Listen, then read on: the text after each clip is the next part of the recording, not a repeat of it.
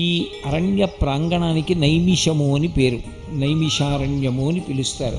ఎందుచేత అలా పిలిచారు అంటే, ఒకానొకప్పుడు ఇంకా కలియుగం ప్రారంభం కాలేదు, ద్వాపరయుగం యొక్క చిట్ట చివరి కాలం సంప్రాప్తమైంది. ఇంకా కృష్ణ భగవానుని యొక్క అవతార పరిసమాప్తి కూడా జరిగిపోయింది. ఇక వచ్చేటటువంటిది కలియుగమని, కలియుగంలో ఉండేటటువంటి వ్యగ్రతలు ఎలా ఉంటాయి అన్న విషయాన్ని తెలుసుకున్నటువంటి ఋషులు వ్యధ చెందారు.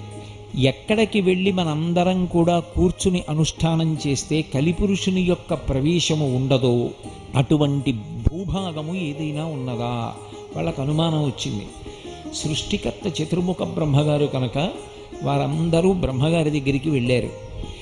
భూమండలంలో అటువంటి స్థలం ఏదైనా ఉంటే మాకు తెలియచేస్తే మేమందరం అక్కడ కూర్చుని తపస్సు చేస్తాం. ఎందుకంటే కలి యొక్క ఉద్ధతి చేత, కలి యొక్క ప్రకోపం చేత మళ్ళీ మా యొక్క తపస్సులు పతనమైపోయేటటువంటి స్థితి సంభవించదు కనుక అటువంటి భూభాగం ఎక్కడున్నదో తెలియచెయ్యమని అడిగారు. బ్రహ్మగారు దర్భలతో ఒక చక్రాన్ని తయారు చేసి దొల్లించారు.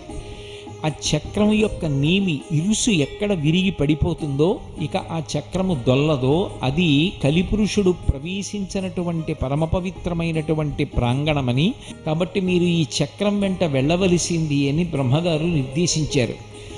ఆ దర్భలతో తయారు చేయబడినటువంటి చక్రం వెనక ఋషులందరూ బయలుదేరి వచ్చారు. ఆ వచ్చినటువంటి చక్రం తిరుగుతూ వచ్చి ఈ అరణ్య ప్రాంగణంలోకి ప్రవేశించిన తరువాత నేమి అంటే ఇరుసు విరిగిపోయి ఆ చక్రం ఇక్కడ పడిపోయింది.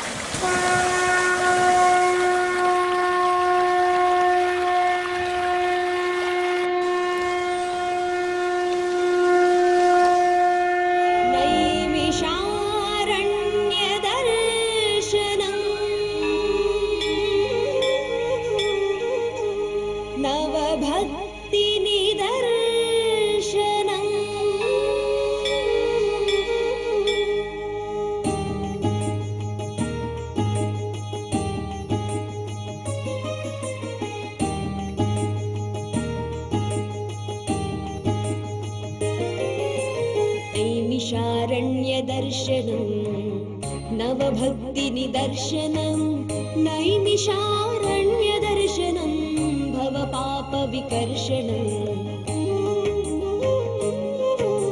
पुराणालु पुरुडु पोसुकुन्न नैमिषारण्यदर्शनं पुण्याल तोलि पुलकिंतल नैमिषारण्यदर्शनं शौनकादि मुनि शुभ सूक्तुल नैमिषारण्यदर्शनं कलिकालु मोपनि कळल नैमिषारण्यदर्शनं नैमिषारण्यदर्शनं नवभक्तिनिदर्शनं नैमिषारण्यदर्शनं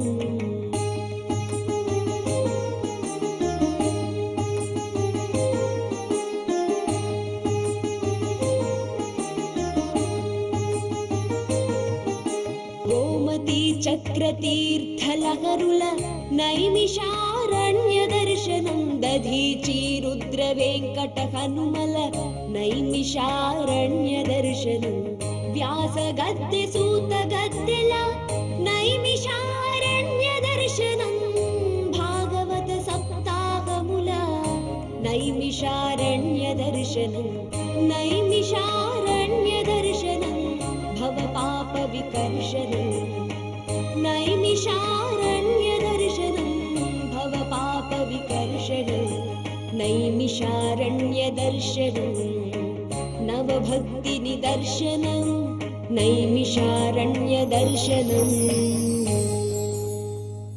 పితృవాక్య పాలన కోసం కానలకేగిన శ్రీరామచంద్రుని వెంటే సీతమ్మ తల్లి, వారి పాదసేవయే పరమావధిగా భావించిన లక్ష్మణస్వామి చిత్రకూట్ ప్రాంతంలో అడుగుపెట్టారు. మొదట వారు నడిచిన తావులన్నీ పుణ్యప్రదములై ఆధ్యాత్మిక కేంద్రాలుగా ఈనాటికి భక్తులకు దర్శనీయ స్థలాలయ్యాయి.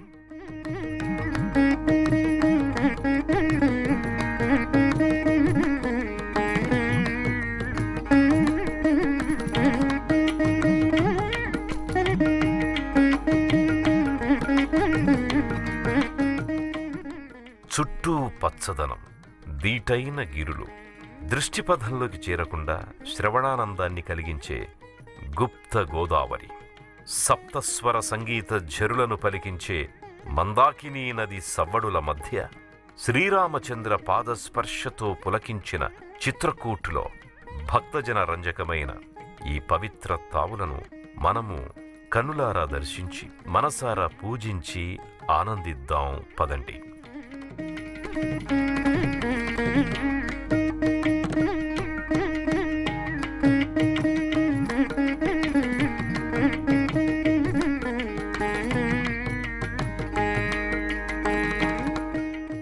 శ్రీరామచంద్రుని సేవించనించిన గోదావరి మందాకినీ నదీ ప్రాంతానికి తరలివచ్చింది. ఇది గుప్తంగా దాగి ఉన్నందున లౌకికంగా దర్శించలేం. భూగర్భాన అంతర్గతంగా ఉన్నట్లు ప్రస్తావిస్తారు. ఓ చిన్నపాటి గుహలో ఉద్భవించిన ఈ జలం అనంతరం విశాలమైన రూపంతో విస్తృతంగా గోచరమవుతుంది. చిత్రకూట్ ప్రాంతంలో మనకు గోచరించే సీతాకుండ్, ధనుష్కుండ్, గుప్తుకుండ్, రామలక్ష్మణ్ కుండ్లలో బహుళ నీటి మూలాలున్నాయి. శ్రీరాముడు నీటి కోసం భూమిలోకి బాణాన్ని సంధించగా భూమి నుండి గోదావరి జలధారయై ఉద్భవించినదని మరొక కథనం ఇక్కడ ప్రచారంలో ఉంది.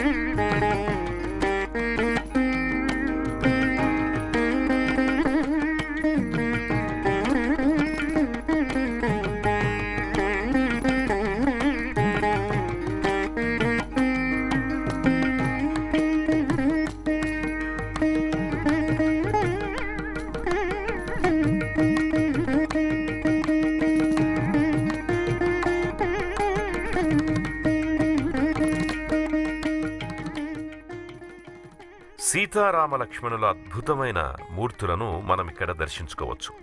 గుహలో జనించిన నీరు బయటికి వచ్చి ఓ చిన్న చెరువును ఏర్పరిచినది. ఆ నీటితో ఈ పరిసరాలు ఓ సుందరమైన ప్రాంతంగా మారిపోయాయి.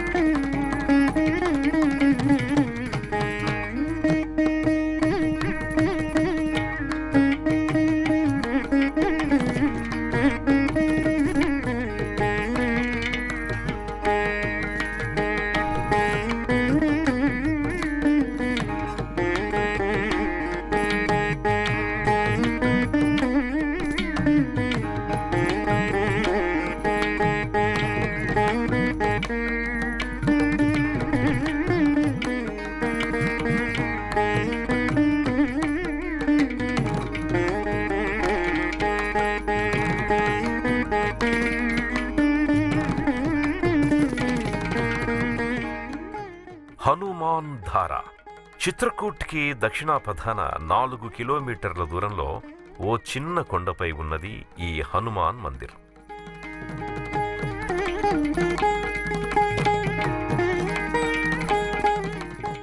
మొదట 2 కిలోమీటర్లకు పైగా నడక, ఆపై 250కి పైగా గల మెట్లను అధిరోహించి స్వామివారి ఆలయాన్ని చేరుకోవచ్చు.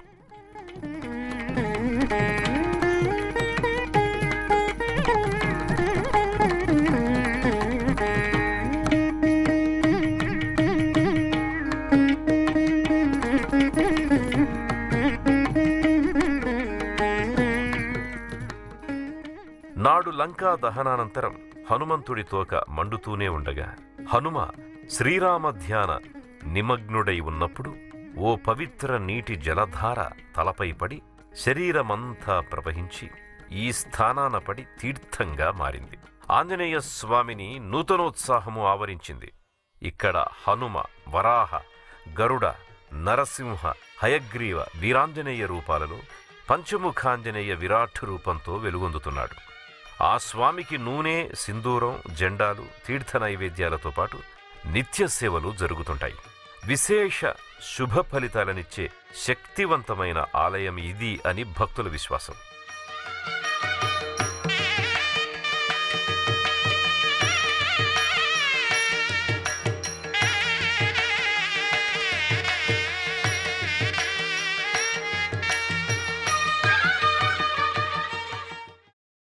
ఓ పవనా ఓ ఘనుడా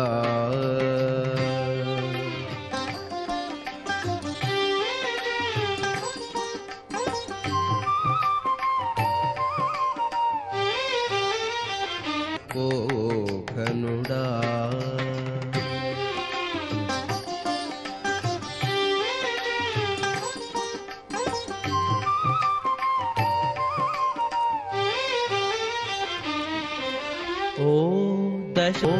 దశముఖహర ఓ వెంకటపతి పాద సరోరుగ పాలకుడా ఈ దేహముతో ఇన్ని లోక ఘనుడా ఓ ఘనుడా.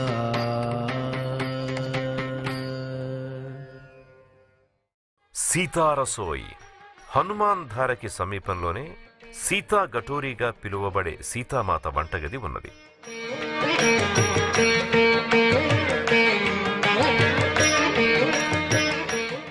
సీతారామ లక్ష్మణులు వనవాస సమయంలో తాము మాత్రం కందమూల ఫలాలనే ఆహారంగా తీసుకునేవారు.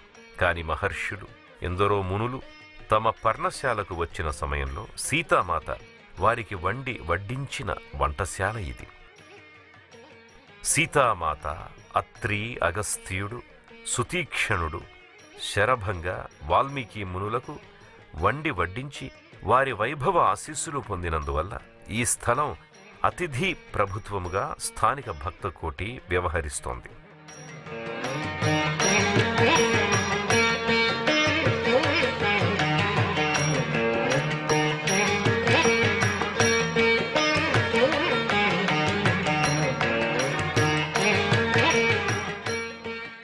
ఈ సీతారసోయిలో సీతారామ లక్ష్మణులతో పాటు వారిచే అతిథి మర్యాదలను అందుకున్న ఋషుల మూర్తిమంత చిత్రాలు మనకు గోచరిస్తాయి. అత్రి అనసూయ ఆశ్రమం.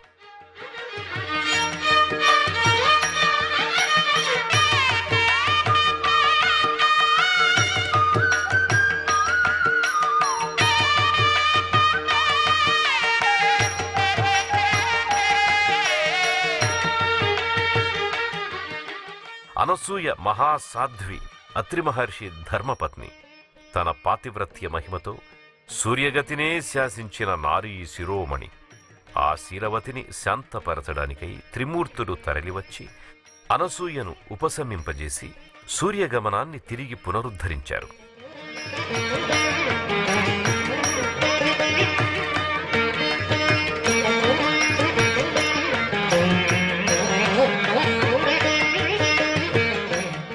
బ్రహ్మ, విష్ణు, మహేశ్వరుల వరప్రభావంతో అనసూయకు జన్మించాడు దత్త భగవానుడు.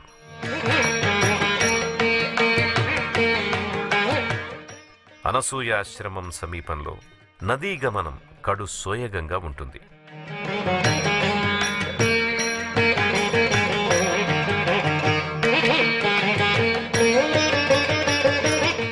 ఇక్కడ తప్పక దర్శించాల్సినవి సాధ్వి అనసూయ త్రిమూర్తులను పసిబాలురుగా చేసి లాలించిన సన్నివేశం. అత్రి అనసూయలకు సంబంధించిన ఎన్నో కథనాలు మూర్తిమయంగా దర్శనమిస్తాయి. శ్రీరామచంద్రుడు అత్రి మహర్షి ద్వారా దైవిక కవచాన్ని పొందాడు. సీతాదేవి అనసూయ ద్వారా ఉత్తమోత్తమ పతివ్రత లక్షణాలను తెలుసుకుంది. వనంలోని పూపొదలు, కొమ్మలు, కొయ్య ఉత్పత్తులతో సహజమైన పద్ధతుల్లో ప్రకృతి అనుగ్రహ ప్రసాదితాలైన చీర, ఆభరణాలు తయారు చేసి అనసూయ సీతామాతకు బహుమానంగా అందజేసింది. సీతాదేవి ఆ బహుమతిని స్వీకరించి ఆశ్చర్యపోతూ వనవాస జీవితంలో ఈ అలంకరణలను పాటించుట ఎట్లు అని సందేహపడగా, ఉతకకుండా కొన్ని నెలలైనా ధరించగలగడం ఈ చీర ప్రత్యేకత అని తెలిపి దీవించింది అనసూయ. ఆ తరువాతి కాలక్రమంలో సీతాదేవిని రావణాసురుడు అపహరించి లంకలో అశోకవనంలో ఉంచినప్పుడు 10 నెలల పాటు ధరించిన చీర ఇదే.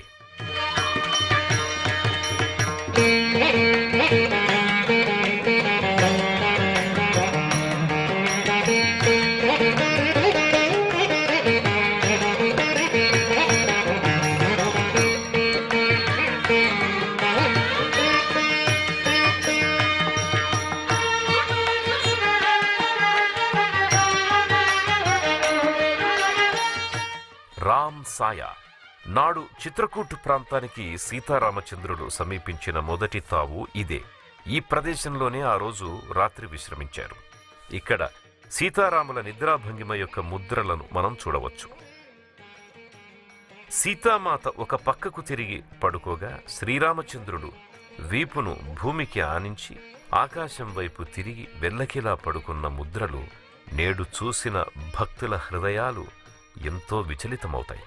నాడు శ్రీరాముడిని ఆ స్థితిలో చూసిన కఠిన శిల సైతం కరిగిపోయింది.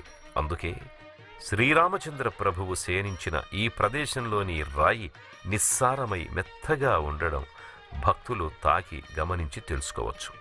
సీతారామచంద్రుడు శయనించిన రాయి మీద నాడు శ్రీరాముని మొక్కిన భరతుని వేలిముద్రల్ని సైతం మనం చూడొచ్చు. శ్రీరాముడు చిత్రకూటు అరణ్య శివారు ప్రాంతానికి చేరిన వెంటనే సర్వరక్షకుడైన శివపరమాత్ముని వనంలో వసించుటకు అనుమతి తీసుకోమని పంపగా, లక్ష్మణుడు శివపరమాత్మ దర్శనం చేసుకునేందుకు వెళ్లగా నటరాజమూర్తి అయి శివదేవుడు తాండవం చేస్తున్నాడు. లక్ష్మణుడు దేవర దర్శనం లేకనే తిరిగిరాగా శ్రీరాముడు శివపరమాత్మ లయకార తత్వాన్ని మహాద్భుతంగా వర్ణించాడు. అనంతరం శివుడు శ్రీరాముడికి దర్శనమిచ్చి వారిని వనం లోపల గల కామద్గిరిపై నివసించమని తెలిపాడు. సీతారామచంద్రులు లక్ష్మణ సహితంగా కామద్గిరి చేరారు. ఈ కథనం ఇక్కడ బహుళ ప్రచారంలో ఉంది. వాల్మీకి రామాయణంలో ఈ ప్రస్తావనలు కానరావు. కాని శ్రీరాముడు మా దేవుడు మావాడు అనే అలౌకిక ప్రేమతో తమ హృదయాలలోకి చేర్చుకుని విశేషంగా కొలుస్తున్నారు భక్తులిప్పటికీ.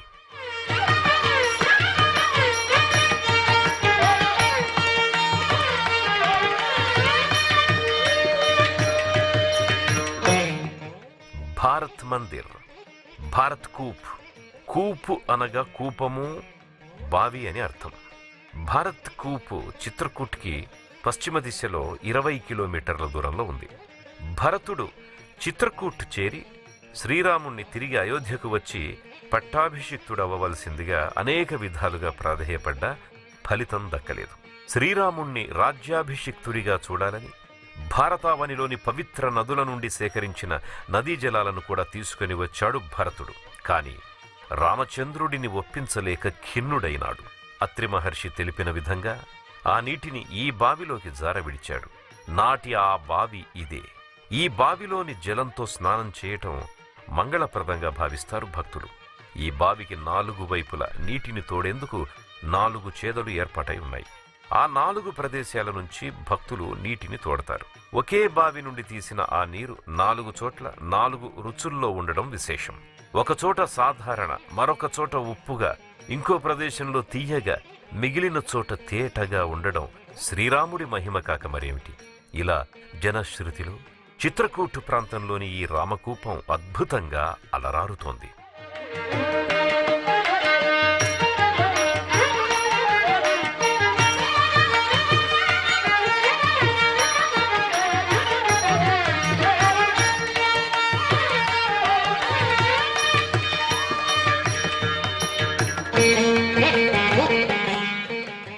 గణేష్ బాగ్.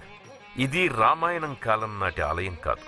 రామకథకు ఈ ఆలయానికి ఎటువంటి సంబంధమూ లేదు. ఈ ఆలయం 19వ శతాబ్దంలో నిర్మితమైంది. ఆలయ నిర్మాణం ఎంతో సుందరమైనది. అంతరాలయంలో ఖజురహో పద్ధతిలో నిర్మాణం చేసినట్లు కనపడుతుంది. అందువల్లనే ఈ ఆలయాన్ని మినీ ఖజురహో అని పిలుస్తారు.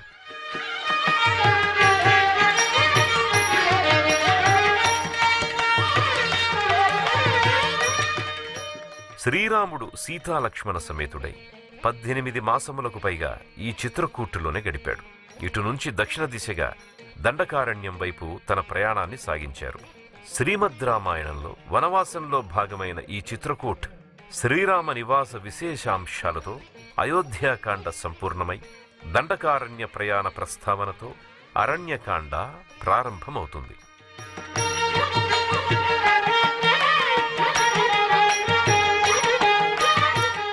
జై బోలో సీతారామ లక్ష్మణులకి జై. నైమిషారణ్య దర్శనం.